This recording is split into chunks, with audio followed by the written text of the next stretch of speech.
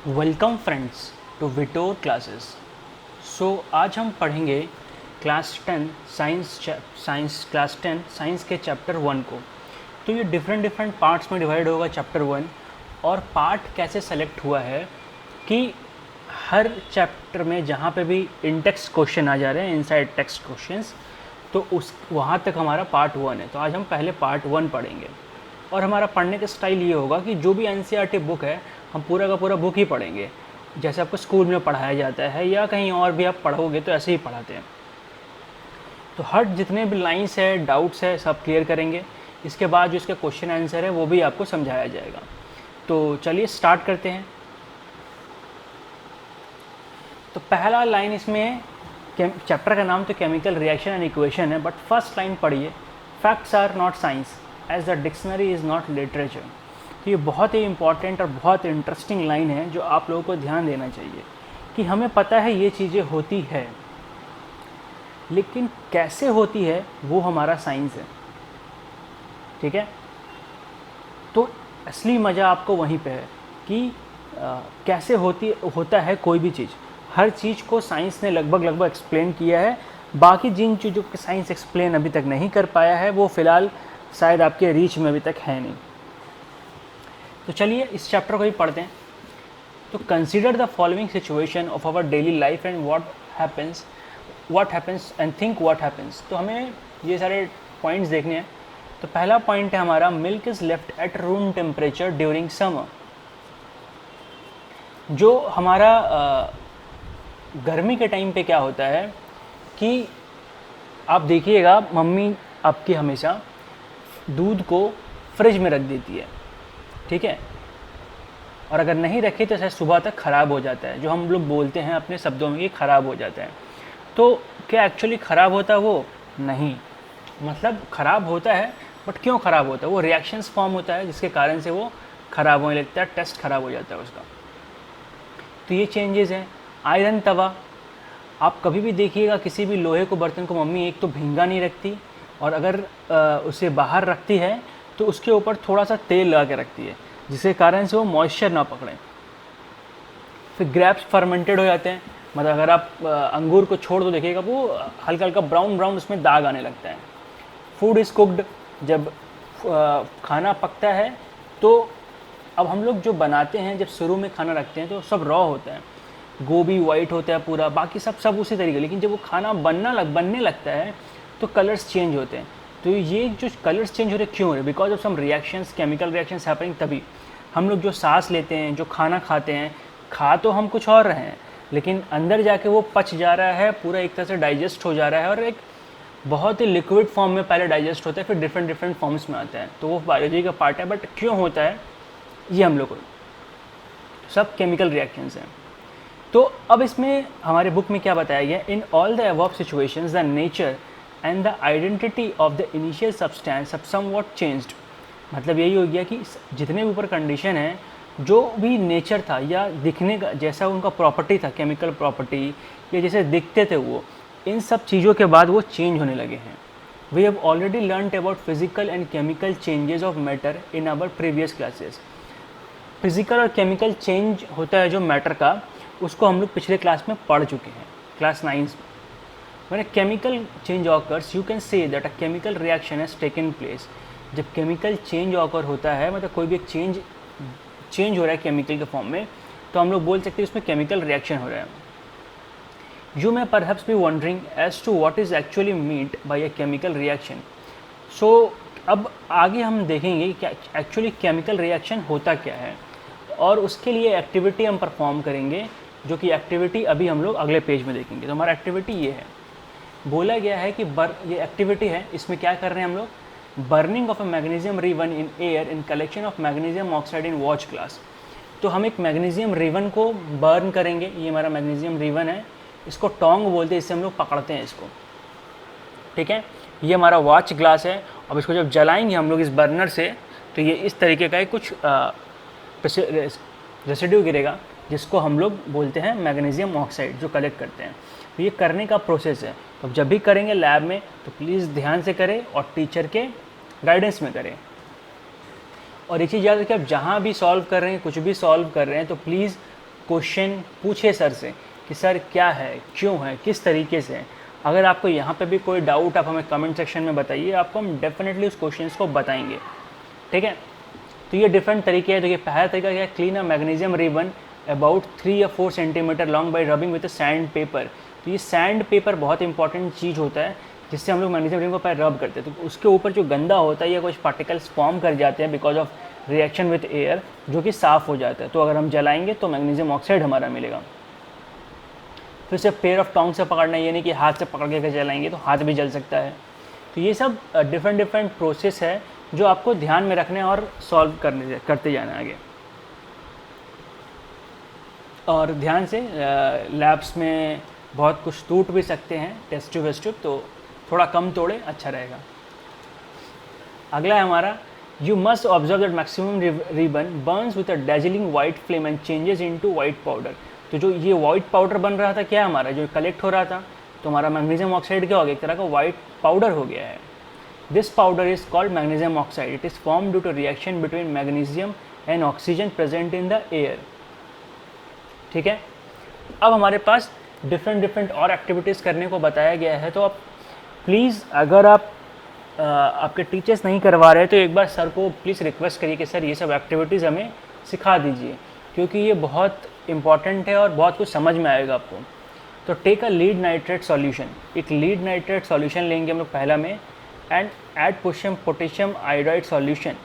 तो उसके बाद क्या होगा हमें ये देखना है, ठीक है। तो लीड को हम लोग पीबी बोलते हैं, सॉरी पीबी, ये लीड को रिप्रेजेंट करते हैं केमिकल नेम की तरफ से, ठीक है।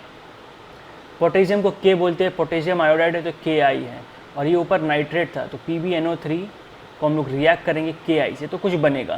तो वो क्या बनेगा ये आपको इस रिएक्शन से पता चलेगा, ठीक है। तो इसमें आपको अभी केमिकल नेम्स के बारे में नहीं बताया गया है कि क्या क्या क्या, अभी तक तो नहीं, पहुँचेंगे हम जरूर इसी चैप्टर में, लेकिन ये रिएक्शंस है। तो प्लीज़ आप करके देखें, और नहीं हो पा रहा है तो सर से एक बार बोले, अपने टीचर से जो स्कूल में पढ़ाते कि सर हमें बता दीजिए। अगला ये है कि take a few zinc granules in a conical flask. एक जिंक ग्रैनुअल्स लेंगे हम लोग, मतलब जिंक का एक टुकड़ा लेंगे छोटा छोटा करके, एक फ्लास्क में ऐड डाइल्यूट हाइड्रोक्लोरिक एसिड और सल्फ्यूरिक एसिड। इसमें एसिड मिलाना है हमको। अब HCl मिलाइए या सल्फ्यूरिक H2SO4 मिलाइए, जो भी डाइल्यूट होना चाहिए। डाइल्यूट मतलब क्या होता है कि स्ट्रॉन्ग मीन्स होता है वो कंप्लीट एसिड होता है, डाइल्यूट मीन्स क्या होता है उसमें एसिड का जो मात्रा होता है वो बहुत कम होता है, ठीक है। Do you observe anything happening around the zinc and touch the chemical flask on the tube, is there any change in temperature. तो अगर आप जब इस पर डालिएगा तो ये हीट कर जाएगा, ठीक है, क्योंकि बिकॉज ऑफ एसिड और रिएक्शन बन रहा है, और वहाँ से फिर आपका एक हाइड्रोजन गैस निकलेगा, तो वो एक अलग स्मेल क्रिएट करता है, जो कि डिफरेंट फेनोमेना है। तो इन सब के प्रॉपर्टीज़ के बारे में जब आपको बुक में दिया रहेगा तो हम पढ़ेंगे, अदरवाइज़ ज़्यादा पढ़ने का कोई ज़रूरत नहीं, जितना दिया है सिलेबस में उतना ही अगर हम पढ़ें तो हमारा बहुत है, ठीक है। अब आएंगे हम लोग केमिकल इक्वेशंस के बारे में जो हम यहाँ पढ़ेंगे। Activity 1.1 can be described as when magnesium ribbon is burned in oxygen it gets converted into maximum magnesium oxide, जो मैं पहले बताया था। This description of a chemical reaction in a sentence form is quite long. It can be written in a shorter form. The simplest way to write its form is a word equation. Magnesium plus oxygen is equal to magnesium oxide. अब ये देखिए reactants है, एक नाम product है। तो product, reactant और product क्या होता है? रिएक्टेंट वो होता है जिन दो चीज़ों का रिएक्शन होता है, ठीक है। Those two component that participate in reaction is called reactant. और जो रिएक्टेंट रिएक्ट करके फॉर्म करते हैं उसको हम लोग बोलते हैं प्रोडक्ट, ठीक है। A word equation shows the change of reactants to products through an arrowed place between them. The reactants are written on the left hand side plus between them similarly the product. Simple चीज़ यही है कि अगर दो reactant ऐसे लिखते हैं, पहले एक रिएक्टेंट फिर रिएक्टेंट दोनों के बीच में प्लस, ये मैग्नीशियम ऑक्साइड एक ही प्रोडक्ट, अगर दूसरा एक और मान लीजिए ऑक्सीजन प्रोडक्ट भी बनता है इसमें, जिसमें हम लोग प्लस O2 लिख देते हैं या ऑक्सीजन लिख देते हैं, ठीक है। अगर डबल प्रोडक्ट बन रहा है तो सब में प्लस प्लस लिखेंगे। एरोहेड पॉइंट करता है कि ये इससे बन के ये वाला जा रहा है, ठीक है। आगे क्या राइटिंग है? Chemical equation. So chemical equation कैसे लिख सकते हैं? Is there any shorter way to present chemical equation? Chemical equation be made more concise and useful if is a chemical formula instead of words. तो ये magnesium को हम लोग Mg लिखते हैं, ऑक्सीजन को O2 या ऑक्सीजन का मॉलिक्यूल इसे O2 लिखते हैं। तो इसको अगर हम रिएक्ट कराएंगे तो MgO बनेगा, ठीक है। तो अब देखिए अब आगे क्या बोला, count and compare the atoms of each elements on the LHS and the number of atoms if element same in both side is if yes then the equation is balanced. तो इसमें बोला क्या गया कि अगर नंबर ऑफ एटम्स काउंट करेंगे हम लोग दोनों साइड में, अगर दोनों साइड एटम्स इक्वल है तो ये बैलेंस्ड इक्वेशन है, नहीं तो नहीं होगा। तो यहाँ पे देखिए हमारे पास Mg का कितना है, 1 है, यहाँ भी Mg 1 है, लेकिन यहाँ पे ऑक्सीजन 2 है बट यहाँ पे ऑक्सीजन 1 ही है, तो ये अनबैलेंस्ड है, तो इसको हम लोग बैलेंस करेंगे। तो जो ऐसा इक्वेशन होता है जो अनबैलेंस्ड होता है, इसको हम लोग बोलते हैं स्केलेटिकल केमिकल इक्वेशन। ठीक है, सो प्लीज़ इस बात को ध्यान रखिएगा आप लोग। बढ़ते हैं आगे। अब बैलेंस्ड केमिकल इक्वेशन क्या होता है? सबसे पहले जो छोटा एग्जांपल था, सिंपल तरीके कैसे सॉल्व करेंगे हम लोग कि ये Mg है, ये O2 था, ये मिला के बना रहा था हमारा MgO। तो अब हम देखेंगे कि हमारे पास 2 ऑक्सीजन है, यहाँ पे एक ही ऑक्सीजन है। तो अगर मान लीजिए यहाँ पे हम 2 बिठा दें, यहाँ पे आप 2 नहीं बिठा सकते, ये मॉलिक्यूल फॉर्म में था इसीलिए O2 है, ये मॉलिक्यूल फॉर्म में इसलिए सिंगल ऑक्सीजन है, तो यहाँ पे इसके आगे O2 नहीं बिठा सकते। आप यहाँ पे अगर 2 बिठाएंगे तो देखिए 2 Mg 2 ऑक्सीजन, यहाँ पे 2 ऑक्सीजन, अगर यहाँ पे भी 2 बिठा देंगे हम लोग तो 2 Mg हो गया, 2 Mg हो गया, 2 ऑक्सीजन हो गया, 2 ऑक्सीजन हो, तो ये हो गया हमारा मैग्नीशियम और ऑक्साइड का बर्न करने का कंप्लीट इक्वेशन। अब ये है हमारा बैलेंस्ड केमिकल इक्वेशन। तो अगर इसको हम लोग देखेंगे, जब जिंक ग्रेनुअल्स हम लोग H2SO4 सल्फ्यूरिक एसिड में मिला रहे थे तो ये Zn ZS4 बन जाएगा, ये H2O अलग हो जाता। तो यहाँ पे देखिए एक Zn है, एक 2 हाइड्रोजन 2 हाइड्रोजन, एक सल्फर 4 ऑक्सीजन 4 ऑक्सीजन, तो ये बैलेंस्ड है, तो आगे कुछ करने की ज़रूरत नहीं है। अब ये हमारा दूसरा इक्वेशन है Fe + H2O Fe3O4 H2O, इससे हमें बैलेंस करना है। तो इसके बैलेंस करने के डिफरेंट तरीके हैं, बट सिंपल मतलब यही है कि हमें दोनों साइड इक्वेशन एक जैसा लिखना है। ठीक है, मतलब जहाँ पे दोनों साइड एटम्स बराबर हो। तो ये डिफरेंट टाइप्स हैं। तो पहले क्या बोलेंगे, तो balance the chemical first draw boxes around each formula, do not change anything inside the box while balancing. तो इसमें बोला क्या गया है कि बेसिकली हम लोग सबको सबसे पहले इस तरीके से लिख लेंगे, बॉक्स बना लेंगे। ये कोई एग्ज़ाम में करना ज़रूरी नहीं है, आपको सिर्फ डायरेक्ट फॉर्म दिखाना है कि बैलेंस्ड क्या हो रहा है। ठीक है, फिर क्या करेंगे हम लोग, कितने एटम्स प्रेजेंट है वो लिख लेंगे हम लोग। तो देखिए कौन से इसमें एटम प्रेजेंट है, Fe हाइड्रोजन ऑक्सीजन और तो कुछ नहीं, तीनों का नाम लिख लिया हमने। तो Fe का रिएक्टेंट में कितना है, एक Fe है, और H कितना रिएक्टेंट में 2, O कितना है 1। तो इसी तरीके से अगर इधर पे आएंगे तो Fe प्रोडक्ट में कितना है 3, इसमें और हाइड्रोजन 2 और ऑक्सीजन 4। ठीक है, it is often convenient to start balancing with a compound that contains the maximum number of atoms. तो सबसे इम्पोर्टेंट इसमें ये बोला गया है कि हम लोग सबसे पहले उसको बैलेंस करेंगे जो मैक्सिमम नंबर ऑफ एटम जिसके पास है। ठीक है, तो अगर इस क्राइटेरिया चलेंगे हम लोग तो Fe3O4 ऐसा है जिसमें सबसे ज़्यादा एटम है। ठीक है, 7 हो गए total, and the element oxygen, मतलब इसमें सबसे पहले कंपाउंड देखेंगे कौन सा कंपाउंड में सबसे ज़्यादा एटम है, उसके बाद उस कंपाउंड में वो एलिमेंट देखेंगे जिसका सबसे ज़्यादा एटम है। ठीक है, तो ऑक्सीजन 4 है, सबसे ज़्यादा एटम हो गया। तो इनिशियल टू बैलेंस, तो एक ऑक्सीजन इसमें है, इसमें 4 है, तो हमको क्या करना पड़ेगा, अगर इसको हम लोग 4 से मल्टीप्लाई कर दे, सॉरी इसको, तो ये 4 ऑक्सीजन दे देगा, ये भी 4 ऑक्सीजन दे देगा। तो देखिए ये हमारा बैलेंस हो गया, Fe4H2O Fe3O4 H2O। अभी सिर्फ क्या बैलेंस हुआ, ऑक्सीजन बैलेंस हुआ। अब हम आगे बढ़ेंगे, आगे हमारा ये है Fe and H are still not balance. तो Fe है जो आयरन है और H है अभी भी बैलेंस्ड नहीं हुआ है। सो अब हम क्या करेंगे, पिक एनी दिस एलिमेंट, तो किसी भी एलिमेंट को पिक करके हम लोग सॉल्व करेंगे। तो हम लोग चलिए इसको पिक करते हैं, हाइड्रोजन को। तो हाइड्रोजन हमने यहाँ पे 4 बिठा दिया था, तो हाइड्रोजन कितना हो गया टोटल 8। ठीक है, अब हमारे पास सिर्फ 2 ही हाइड्रोजन था, तो अगर इस 2 में हम लोग 4 बिठा देंगे तो ये भी कितना हो जाएगा 8। तो 8 हाइड्रोजन, तो ये और बैलेंस्ड हो गया। अब सिर्फ बचा क्या रह गया, Fe। तो Fe को अगर हम लोग देखेंगे तो यहाँ पे एक Fe है, यहाँ पे 3 Fe है, तो यहाँ पे 3 Fe बिठा देंगे हम लोग, तो हमारा ये फाइनल इक्वेशन बन जाएगा। ठीक है, तो ये जो कंप्लीट प्रोसेस है एलिमेंट इक्वेशन बैलेंस करने का, बस यही है। इसमें आप ये बहुत लाइन से समझाया गया है, बहुत अच्छे तरीके से। अगर आप एग्ज़ाम में भी लिख रहे हैं तो अगर आपको बोला राइट केमिकल बैलेंस्ड इक्वेशन, तो आप आराम से चाहे तो इस तरीके से कर सकते हैं कि ऐसे लिख सकते हैं आप, बैलेंसिंग ऑक्सीजन फर्स्ट, तो बैलेंस किए, फिर आयरन को ये, फिर हाइड्रोजन किया, हाइड्रोजन किया, आयरन, किसी को बैलेंस आप लिख के कर सकते हैं, या डायरेक्टली आप ऐसे लिख सकते हैं कि ये। बट बेस्ट वे है to get all the numbers in your exam to write full her process में, कि लाइक फर्स्ट हाइड्रोजन बैलेंस किया जाए, पहले Fe बैलेंस किया जाए, फिर O बैलेंस किया जाए, ऐसे सॉल्व करेंगे। और बेस्ट कंडीशन क्या है कि सबसे पहले हम ढूंढेंगे कि सब ऐसा कंपाउंड कौन सा है जो सबके पास सबसे ज़्यादा एटम है, फिर इस कंपाउंड में ऐसा एलिमेंट कौन सा है जिसके पास सबसे ज़्यादा एटम है, सबसे पहले उसको बैलेंस करेंगे तो मेरा वो शॉर्ट आउट जैसे ही हो जाएगा, फिर हम बाकी बहुत आराम से कर पाएंगे। और ध्यान रखिए जब आप स्टेप्स कर रहे हैं तो उसके पहले प्लीज़ साइड में रफली में आप डायरेक्टली इसी तरीके से बैलेंस कर लीजिए कि आपका फाइनल इक्वेशन बन क्या रहा है। उसके बाद आप ये सारा स्टेप्स लिखिए, तो आपका जो कट होता है पेपर्स में, क्वेश्चन पेपर्स में, वो आपका नहीं होगा, जो कि एक नीट एंड क्लीन पेपर आपके एग्जामिनर के पास जाएगा, और वो बहुत ही अच्छा ऑप्शन रहेगा आप लोगों के लिए। ठीक है, to get good marks, because scoring good marks in class 10th is very important. आगे बहुत सारे एग्ज़ाम्स में आपको बहुत काम आएगा। कोई भी एंट्रांस अगर आप दोगे आगे जाके, like from CAT to any other exams when you are flying for outside studies, बहुत ये सब हेल्प आता है। So take this in mind and use it properly. अगर कोई भी क्वेरी है तो आप प्लीज़ पूछ सकते हैं। ठीक है, ये फाइनल आ गया। अब इसके बाद आता है फिजिकल स्टेट। तो फिजिकल स्टेट क्या होता है कि जो रिएक्टेंट हम दे रहे हैं वो क्या है, सॉलिड है, लिक्विड है, गैस है, एक्वा सॉल्यूशन है, ये सब लिख सकते हैं। ठीक है, तो आयरन सॉलिड होता है तो सॉलिड में हम लोग यहाँ पे S लगा दिए। H2O मेरा गैस होता है तो हमने गैस बिठा दिया। Fe3SO4 सॉलिड होता है, सॉलिड बिठा दिया। 4H2 गैस होता है तो ऐसे बिठा दिया।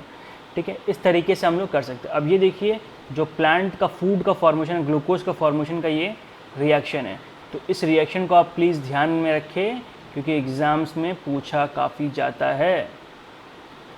ठीक है, सबका स्टेट एक्वस, एक्वस मीन्स होता है कि मतलब पार्शियली एक तरह के एसिडिक थोड़ा सा फॉर्म में होता है। गैस जो होता है वो लिक्विड फॉर्म में दिया उसको एक्वस बोलते हैं, बेसिकली यही मतलब है। AQ फॉर एक्वस होता है। अब द क्वेश्चंस, तो क्वेश्चन क्या, why does the colour of copper sulphate solution change when iron nail is dipped in it. इसमें क्वेश्चन क्या है, अगर कॉपर सल्फेट को में आयरन सॉल्यूशन कॉपर सल्फेट डालते हैं या कॉपर आयरन सल्फेट डालते हैं तो जो कलर क्यों चेंज होता है। कलर इसलिए चेंज होता है कि आयरन वहाँ डिस्प्लेस करता है कॉपर को from the copper sulphate, because iron is more reactive than copper, जब the colour of copper sulphate solution changes, तो वो बनता है क्या है, FeSO4, जिसका डिफरेंट कलर है इसीलिए ये बनता है। अब इसका ये रिएक्शंस है तो याद रखिएगा, आयरन प्लस CuSO4 मिल के बनता है FeSO4 प्लस Cu। ठीक है, अगला क्वेश्चन है हमारा, write the balanced chemical equation of the following reaction. तो hydrogen plus chloride hydrogen chloride बनाता है, तो hydrogen plus chloride hydrogen chloride. ये 2HCl क्यों लगाया कि दोनों गैस थे H2CO2, तो ये 2 लगा दिया है तो ये 2H Cl तो सबका बैलेंस लिखना है। फिर बेरियम क्लोराइड का फॉर्मूला होता है BaCl2। एल्युमिनियम सल्फेट होता है आपका A2SO4 फिर बेरियम सल्फेट होता है BaSO4, एल्युमिनियम क्लोराइड AlCl3। बस आपको बैलेंसिंग करना है, सॉल्व कर लेना है। Sodium plus water, sodium Na, water H2O, sodium hydroxide NaOH, hydrogen H2O। इस तरीके से इसको भी सॉल्व कर सकते हैं। तो प्लीज़ एटलीस्ट इन रिएक्शंस को तो याद रखिए ही क्योंकि एग्जाम्स में पूछे जाएंगे। रिक्वेस्ट है आप लोगों से to get good marks, please remember this equations please. ये लास्ट क्वेश्चन हमारे इस मतलब इस पार्ट का, राइट है। Balance chemical equation state symbols for the following equation. Sodium solution of barium chloride and sodium sulphate, तो बेरियम क्लोराइड ये हो गया, सोडियम सल्फेट Na2SO4, ये एक दूसरे को डिस्प्लेस करेगा तो ये BaSO4 बन जाएगा, ये 2NaCl, सब बैलेंस लिखा हुआ है। फिर उसके बाद सोडियम हाइड्रोक्साइड ये हो गया NaOH plus hydrochloric acid, this forms NaCl to produce sodium chloride and water, sodium chloride and water. ये हमारा सॉल्ट भी होता है जो हम लोग खाते हैं NaCl। ठीक है, तो इस तरीके से बेसिकली ये हम लोग सीखते हैं पूरा। तो ये ख़त्म हो गया है। अब इसके बाद नेक्स्ट वीडियो में अगला पार्ट पढ़ेंगे हम लोग। तो अगर अच्छा लगा तो प्लीज़ लाइक करें, शेयर करें, comment, subscribe and tell your friends that you can learn here and it will be great for me that if I get more subscriber and comments from you people And if you have any query, please feel free to comment on this videos and go to our Facebook page. You can just send message there, and we will definitely come back to you with the answers and proper solutions that we can promise. Thank you for watching again, and all the best for your exams, friends.